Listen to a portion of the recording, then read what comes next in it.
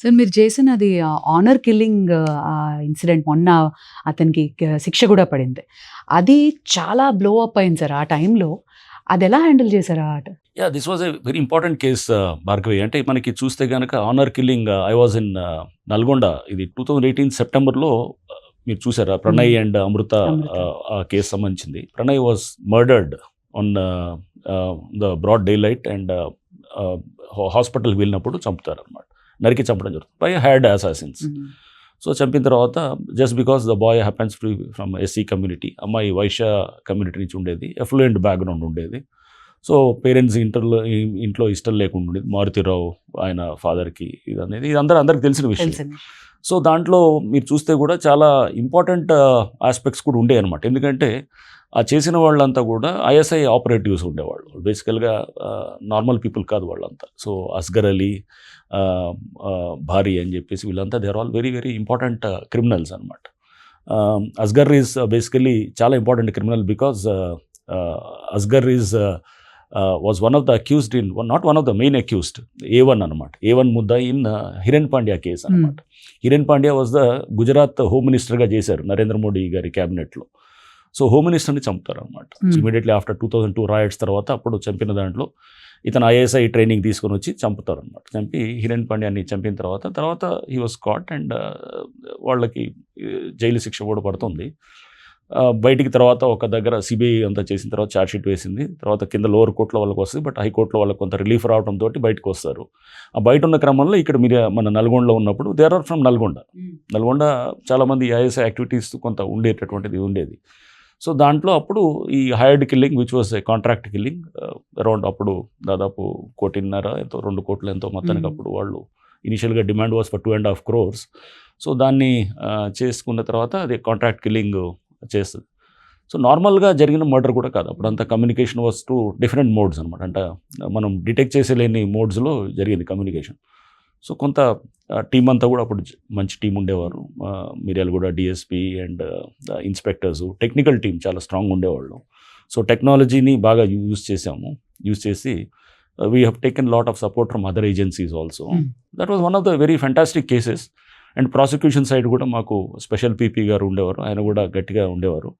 అవన్నీ కలిసి దాని ఎఫెక్టే మన మెయిన్ దాంట్లో ఎవరైతే నరికి చంపాడో శర్మ అని ఉంటారు. శర్మ ఏమో డెత్ సెంటెన్స్ పడ్డది, తక్కిన వాళ్ళందరికీ లైఫ్ సెంటెన్స్ పడ్డది. అంటే ఇప్పుడు ఒక ప్రతి కేసు నుంచి కూడా what I try to understand is ఆ కేసులో సరే కేసు దర్యాప్తు చేయడం ఒక ఎత్తు అయితే కనుక సమాజానికి కూడా దీని నుంచి నేర్చుకోవాల్సిన పాఠాలు చాలా ఉంటాయనేటటువంటిది కూడా we try to bring four that bigger issue అనమాట. ఆ లార్జర్ ఇష్యూ అంటే ఎందుకు ఒక ఆనర్ కిల్లింగ్ జరుగుతుంది, అసలు ఎందుకు పిల్లల టీనేజ్ సైకాలజీ ఎలా ఉంటుంది అంటే ఆ టైంలో చర్చ జరగాలని అనుకుంటాను అనమాట. చర్చ జరిగినప్పుడు అంటే సమస్య బాగా వేడిగా ఉన్నప్పుడు ప్రజల్లో కూడా వెళ్తుంది అనమాట. సో ఒక చర్చ జరిగింది అనుకోండి, ఆ చర్నింగ్ ఆఫ్ థాట్స్ కానీ మన మైండ్లో ఒక ఆలోచన విధానం అనేది రేకెత్తిస్తే కనుక క్లారిటీ అనేది రావటం అనేది సమాజంలో చాలా important. So I take any issue, ఒక ప్రీతి సంబంధించిన ఇది ఒక ragging related issue in Warangal అయినప్పుడు కూడా I try to bring the larger cause of ragging and అది దాని మీద తీసుకొచ్చి దాని మీద చర్చ జరగాలి సమాజంలో. సో ఒక అవేర్నెస్ వస్తే గనక దెన్ పబ్లిక్కి ర్యాగింగ్ దాని మీద ఎలా హ్యాండిల్ చేయాలి, ఎలాంటి సమస్యలు ఉత్పన్నం అవుతాయి అంటే యూ లెర్న్ సొసైటీ బెటర్ అనేది. That is what I look at. ఈ ఆనర్ కిల్లింగ్ కూడా ఓకే, ఒక కిల్లింగ్ అని ఒక మర్డర్ లాగా ఉన్నతో పాటు బ్రాడ్ బేస్ ముందు ఇష్యూని టీనేజ్ సైకాలజీ ఎలా ఉంటుంది, తల్లిదండ్రులు ఎలా థింకింగ్ ఉంటుంది, ఇది లవ్ మ్యారేజెస్ ఒక వేరే కులస్తుడిని లేకపోతే ఒక దళిత వర్గం చెందిన ఒక వ్యక్తిని పెళ్లి చేసుకునే క్రమంలో వీళ్ళ ఇంట్లో ఎట్లాంటి అబ్జెక్షన్స్ ఉంటాయి, దాన్ని అసలు ఎలా హ్యాండిల్ చేస్తే కనుక బెటర్గా ఉంటుంది. ఎందుకంటే ఆ కేసులో మీరు చూశారు, మారుతిరావు సూసైడ్ చేసుకొని చనిపోతారు, ప్రణయ్ మర్డర్ చేసి చనిపోతాడు, అమృత పెళ్లి చేసుకోలేదు, పాపం చిన్న పిల్లవాడు పుట్టాడు, ఇప్పుడు I think is about 5-6 years old. So ఇట్లా అంటే అందరూ అన్ని విధాలుగా నష్టపోయారు. ఇవన్నీ కూడా లేకుండా కూడా యాక్చువల్గా బహుశా there was I think I had a feeling that ఇంకా బెటర్గా హ్యాండిల్ చేసి ఉంటే కనుక సమస్య బహుశా ఈ లాసెస్ అన్ని లేకుండా కూడా ఇంకా అన్ని బయటికి రావు కదా, కొన్ని చాలా జరుగుతూ ఉంటాయి, but this particular cases come out. Correct అది. So this is how actually we see the case వచ్చినప్పుడు criminal case is nothing but society రిఫ్లెక్షనే ఉంటుంది. ఆ సొసైటీ దాని మీద ఒక ఆలోచన విధానం అనేది జరగాలి.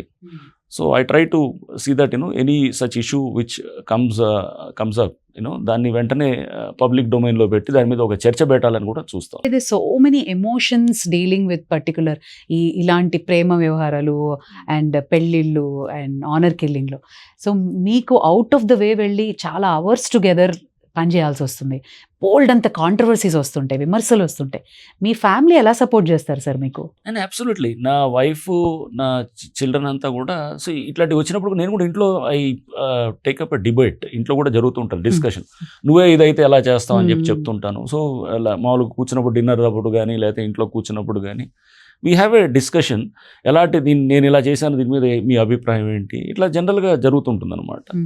అండ్ ఫ్యామిలీ అబ్సల్యూట్లీ, నా wife Lavanya absolutely she is a house wife, చాలా ఫ్యాంటాస్టిక్గా నన్ను సపోర్ట్ చేస్తూ ఉంటుంది. సో లేకపోతే nన్ను భరించడం అనేది అంత ఈజీ కాదు యాక్చువల్గా. అంటే లేట్ అవర్స్ వర్కింగ్ చేస్తూ ఉంటాం, చేసి వచ్చిన తర్వాత కూడా నేను కూడా అంటే యాక్చువల్గా ఇంటికి వచ్చిన తర్వాత ఆ చికాకు ఏది క్యారీ చేయను, అది అంతా మర్చిపోయి మళ్ళీ మామూలుగా ఉంటాను అనమాట. అంటే ఇంట్లోకి వచ్చి ఎప్పుడో చాలా రేర్గా మరీ ఏదైనా చికాకు ఉన్నప్పుడు అదే ఏమైనా ఉండొచ్చు, కానీ నార్మల్గా ఆఫీసు, ఇంటికి వచ్చినప్పుడు ఇంటిది ఉండాలి. బట్ ఈ కేసెస్లో ఎస్ లాట్ ఆఫ్ దీంట్లో ఇదే అమృత ప్రణయ్ కేసులో ఛార్జ్షీట్ కోసం దాదాపు మేము we had to struggle for about 8-9 months అనమాట. అది మర్డర్ అయింది సెప్టెంబర్ అయితే chargesheet was filed in June next year. So అప్పుడు కూడా ఇట్లా అపవాదులు వస్తుంటాయి. ఎట్లుంటుందంటే వీళ్ళు ఏదో కేసు నీరు గారుస్తున్నారు, నీళ్లు గార్చి దీన్ని అంతా ఏదో సర్దేస్తున్నారు, అవతల డబ్బులు తీసుకొని ఉంటారు, ఇవన్నీ వస్తుంటాయి. ఇప్పుడు హైడ్రాలో కూడా అట్లానే వస్తుంటాయి. ఇవన్నిటిని మనం భరించాలి. వెన్ యూఆర్ వర్కింగ్ ఫర్ ఒక గోల్, ఒక లార్జర్ కాజ్ ఉన్నప్పుడు your fair and true to your cells and మన సిస్టమ్, మనం ఒక మంచి ఉద్దేశం కోసం చేస్తున్నాం, అన్నింటిని ఎదుర్కొని మనం ఏదో ఒక చిన్న బ్లేమ్ వచ్చిందనో వెంటనే మనం వెనకడుగు వేయటం అనేదే కావాలి అవతలోడికి. దాంట్లో ఎప్పుడు ఆ ట్రాప్లో పడకూడదు. అవతలోడు ఎవడన్నా బ్లేమ్ చేశానంటే నేను ఇంకా గట్టిగా పోతాను అనమాట. సో నా మైండ్ సెట్ అలా ఉంటుంది అనమాట. సో అప్పుడు కూడా ఇదే కేసులో చేసినప్పుడు ఛార్జ్షీట్ డిలే అయ్యే కొద్ది కూడా lot of we have to take lot of blame. అరే ఏదో అయింది, హ్యాండిల్ చేస్తున్నారు, ఏదో సర్దుకు అంత మొత్తం మారుతిరావు అందరినీ మేనేజ్ చేశాడు ఇట్లా అని చెప్పేసి ఇట్లా ఉంటుంది. బట్ చాలా ఫోకస్డ్గా we filed almost about more than 1800-1600 పైన పేజెస్ ఛార్జ్షీట్ ఫైల్ చేసి దాన్ని ఎంత మెటిక్యులస్గా చేసామంటే రేపు మేము వెళ్ళిపోయిన తర్వాత కూడా రేపు ఎవడన్నా డబ్బులకి ఎవరన్నా ఆశ చూపినా కానీ కూడా వాళ్ళు లొంగిపోయిన సాక్షులు మేము పెట్టేటటువంటి టెక్నికల్ ఎవిడెన్స్ అంటే సాంకేతిక అటువంటి మొత్తం ఆ ఎవిడెన్స్ని తీసుకొని court should believe that yes this is evidence is very మనం జెన్యూన్ ఎవిడెన్స్ అండ్ అనేటటువంటి విధంగా తయారు చేసాం అనమాట.